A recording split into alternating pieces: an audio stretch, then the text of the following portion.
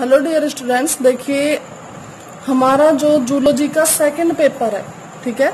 इसमें हम देखेंगे हमारा जो पहली यूनिट है उसका हम पहला टॉपिक देखने जा रहे हैं, पाचन की कार्य की, ठीक है। ये आप लोगों की सेकंड ईयर की मतलब जूलॉजी की फर्स्ट क्लास है, ठीक है। तो हम सबसे पहले इसमें देख रहे हैं पाचन की कार्य की। भाई इसमें क्या होता है, देखो सबसे पहले पाचन को अगर हम समझें तो होता क्या है, जो बड़े फूड पार्टिकल्स होते हैं उनको क्या करना है, हमें छोटे पार्टिकल्स में तोड़ना है, ठीक है। और छोटे पार्टिकल्स में तोड़ने के बाद में उनको अवशोषित कर लेना है, और वो अवशोषित होने के बाद सेल्स को मिल जाएंगे और सेल्स को उनसे ऊर्जा प्राप्त हो जाएगी। यही तो काम होता है, ठीक है। देखिए तो इसका मतलब क्या हुआ, सबसे पहला टॉपिक आ जाएगा इसमें खाद्य पदार्थ, ठीक है। अब खाद्य पदार्थ क्या होंगे, देखो हमें कहाँ जरूरी है पाचन, मतलब कि हमारे शरीर में H2O और ऑक्सीजन के अलावा हमें क्या चाहिए, खाद्य पदार्थ चाहिए। अब देखिए इस रिएक्शन में तुम देखोगे तो ये हमारे पास है ग्लूकोज, ये ऑक्सीजन है और आगे जाके ये हमें CO2 रिलीज कर देता है जो हम सांस के द्वारा बाहर छोड़ देते हैं, ठीक है। तो ये जो अभिक्रिया होती है ये कहलाती है दहन अभिक्रिया, ठीक है। अब देखिए इसका मतलब क्या हुआ, यहाँ पे जो ये ग्लूकोज है ये क्या है, खाद्य पदार्थ है। तो देखो ऊर्जा प्राप्ति के लिए हमें भोजन आवश्यक होता है, सभी को पता है, बहुत ज्यादा समझाने वाली बात नहीं है। हमें ऊर्जा चाहिए तो हमें क्या चाहिए, भोजन चाहिए।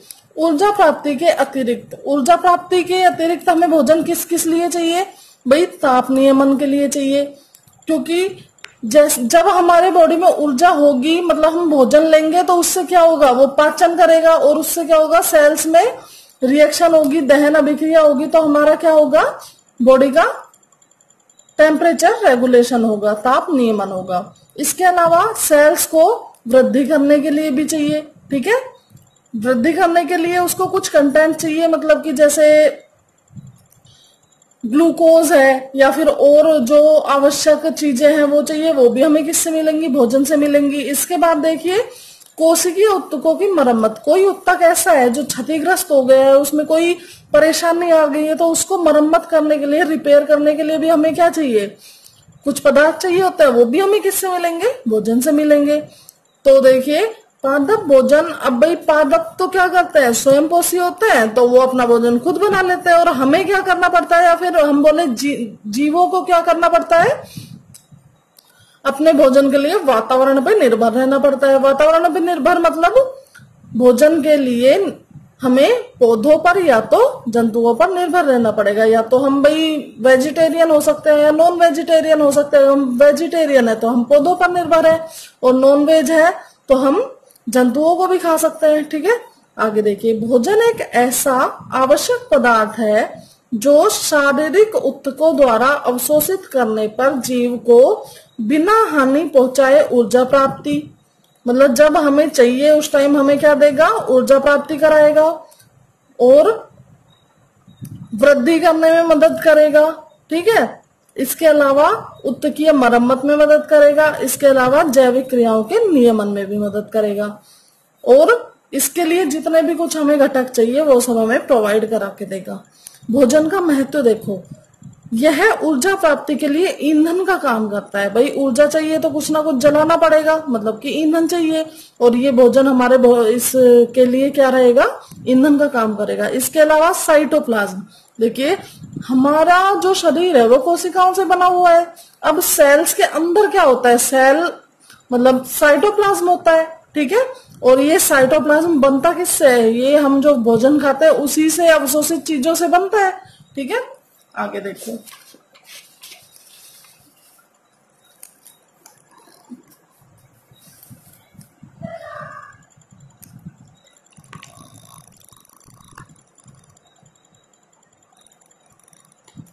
देखो सेल व टिश्यू की मरम्मत के लिए हम पहले ही बता चुके हैं।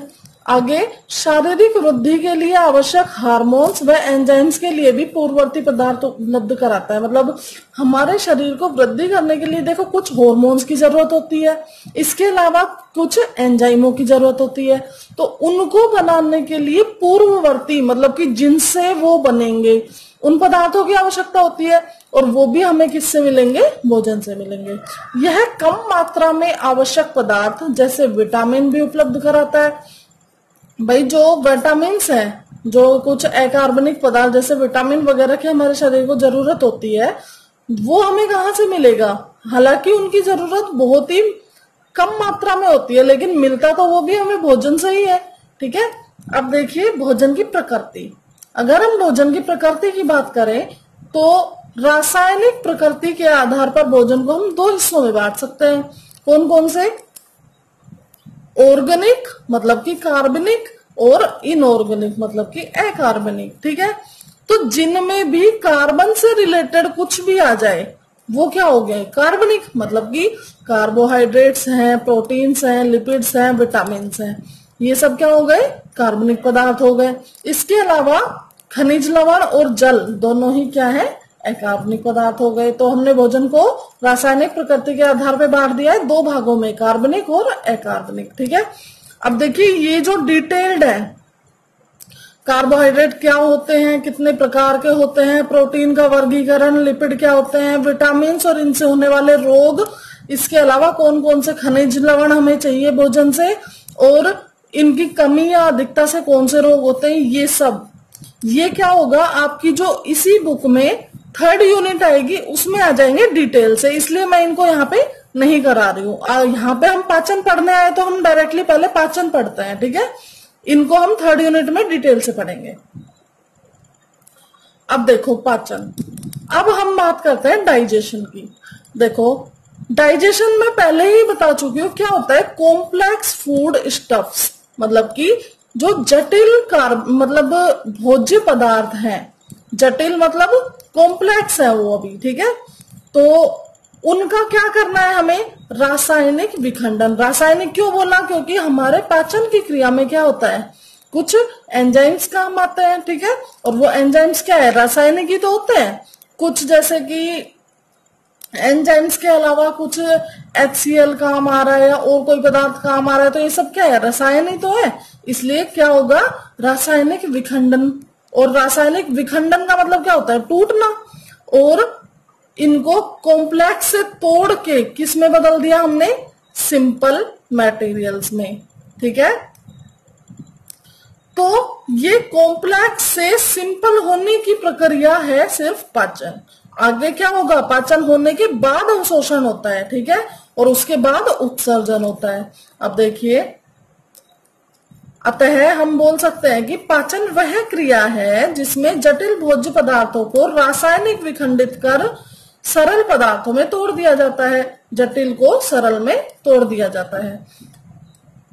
अकार्बनिक पदार्थ जैसे विटामिन, जल, खनिज लवण व मोनोसैकेराइड। भाई ये नहीं कह रही हूं मैं कि अकार्बनिक पदार्थ है ये मोनोसैकेराइड। देखो मैंने लिखा है ऊपर कार्बनिक। विटामिन, जल, खनिज क्या है? अकार्बनिक। और कुछ जो मोनोसैकेराइड्स है ये क्या होते हैं? भाई ऑलरेडी सरल पदार्थ है ये तो इनको तो तोड़ा ही नहीं जा सकता। तो इनको तोड़ा नहीं जा सकता तो इसका मतलब ये हुआ कि ये जैसे अवस्था में है उसी अवस्था में अब्जॉर्ब हो जाएंगे, अवशोषित हो जाएंगे। तो ये क्या होंगे? बिना तोड़े ही आहार नाल में अवशोषित कर लिए जाते हैं। आगे देखिए,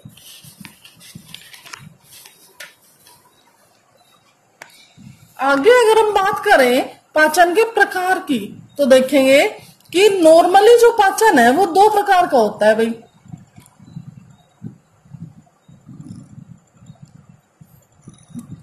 नॉर्मली पाचन 2 प्रकार का होता है, अंतराकोशिकीय पाचन और बाह्य कोशिकीय या अंतरकोशिकीय पाचन। तो इंट्रासेलुलर और एक्स्ट्रा सेलुलर। ठीक है, अब देखो अंतराकोशिकीय पाचन की हम बात करें। अंतराकोशिकीय पाचन क्या होता है? मतलब कि किसी भी कोशिका के अगर अंदर ही पाचन हो जाए, मतलब कि पाचन की क्रिया कहाँ होनी चाहिए? सेल के अंदर होनी चाहिए। तो ऐसा पाचन क्या कहलाएगा? अंतराकोशिकीय पाचन। ठीक है। और अगर पाचन की क्रिया किसी गुहा में मतलब कि कैविटी में या फिर सेल के बाहर होती है तो वो क्या कहलाएगी, बाह्य कोशिकीय या अंतर कोशिकीय पाचन। देखिए जो प्रिमिटिव प्रकार है पाचन का वो क्या है, अंतराकोशिकीय, मतलब कि जो बहुत ही छोटे या फिर सरल जीव होते हैं उनमें क्या पाया जाएगा, अंतराकोशिकीय पाचन पाया जाएगा। अब देखो यह सबसे सरल प्रकार का पाचन होता है, मतलब कि ये बहुत ही सिंपल होता है। संघ पोरिफेरा में, प्रोटोजोआ में, सिलेंड्रेटा व परजीवी कृमियों में। अब इनसे तो आप परिचित ही होंगे पहले से ही। ये क्या है, मतलब निम्नतर जीव हैं, बहुत ही छोटे जीव हैं। इनमें क्या होगा, हमें देखने को मिलेगा अंतराकोशिकीय पाचन। इस विधि में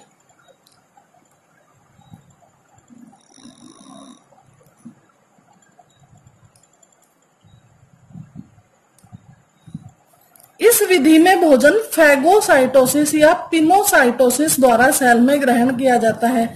देखिए फैगोसाइटोसिस है, इससे आप अच्छी तरह से परिचित होंगे वैसे तो, लेकिन फिर भी आपकी जानकारी के लिए बता देंगे यहाँ पे।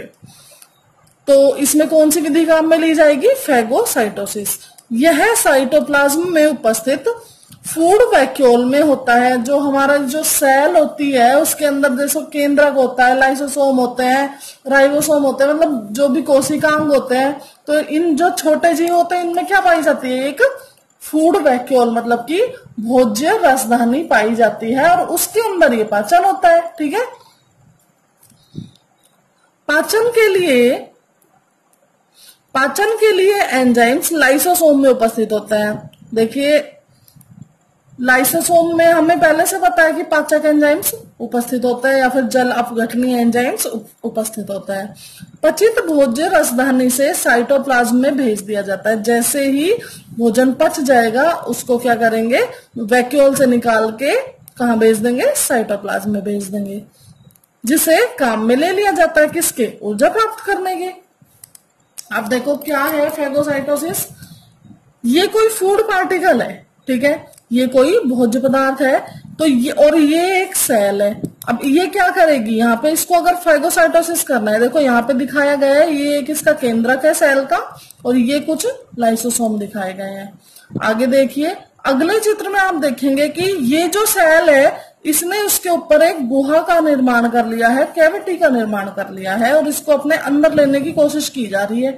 ठीक है, जैसे ही ये, अब देखिए अगले चित्र में ये गुहा मतलब खत्म हो गई है और इसने पूर्णतया इस फूड पार्टिकल को अपने अंदर समा लिया है। ठीक है, आगे देखिए इसमें उपस्थित लाइसोसोम है, वो सब कहाँ आके जमा हो गए, फूड पार्टिकल के चारों तरफ। और इसने क्या किया, इसको पूरी तरीके से डाइजेस्ट कर दिया, पचा दिया है और ऊर्जा को छोड़ दिया है वापस से साइटोप्लाज्म में। ठीक है, ये क्रिया क्या कहलाती है, हमारी फैगोसाइटोसिस। सभी जानते हैं इस बारे में। आगे हमारा जो बाह्य कोशिकीय या अंतरकोशिकीय या फिर एक्स्ट्रा सेलुलर जो पाचन है उसको हम देखेंगे।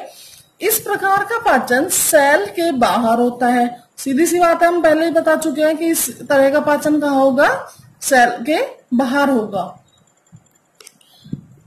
तो बाहर कहाँ होगा, यह आहार नाल की गुहा में होगा। जैसे ही हम इस चैप्टर को आगे रेगुलर करेंगे आपको आराम से पता चल जाएगा कि आहार नाल क्या होती है।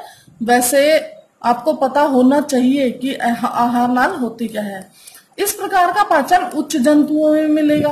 ठीक है, निम्न जंतुओं में पिछले वाला पाचन था, अब उच्च जंतुओं में कौन सा मिलेगा, बाह्य कोशिकीय। जैसे क्रुस्टेशियंस है, सिफेलोपोड्स हैं, ट्यूनिकेट्स हैं और कशेरुकी, जिनमें कि हम आते हैं। भोजन के ऑक्सीकरण से सेल में एनर्जी प्रोडक्शन होता है। भोजन का ऑक्सीकरण होता है यहाँ पे। ठीक है, ऑक्सीजन से रिएक्शन करके हमें क्या मिलती है, एनर्जी मिलती है। एनर्जी का प्रोडक्शन होता है जो हमारी सेल्स को मिल जाती है। और इसके बाद क्या होता है, लास्ट में जो अनडाइजेस्टेड फूड होता है जिसको अपन वेस्ट बोल रहे हैं, वो क्या होगा, आहार नाल की अंतिम संरचना, मतलब जो पूरी हमारी आहार नाल है उसमें डाइजेशन हो गया। ठीक है, उसके बाद में उसका जो उसको चाहिए था, मतलब कि जो भी उपयोगी पदार्थ है उनका एब्जॉर्प्शन हो गया, अवशोषण हो गया। इसके बाद हमारे पास लास्ट में क्या बचता है, वेस्ट। उसको निष्कासित कर दिया जाता है गुदा द्वारा, एनस द्वारा। ठीक है, आगे जो कशेरुकियों में पाचन, मतलब जो ह्यूमन डाइजेस्टिव सिस्टम है उसकी बात करेंगे हम अगली वीडियो में। Thank you.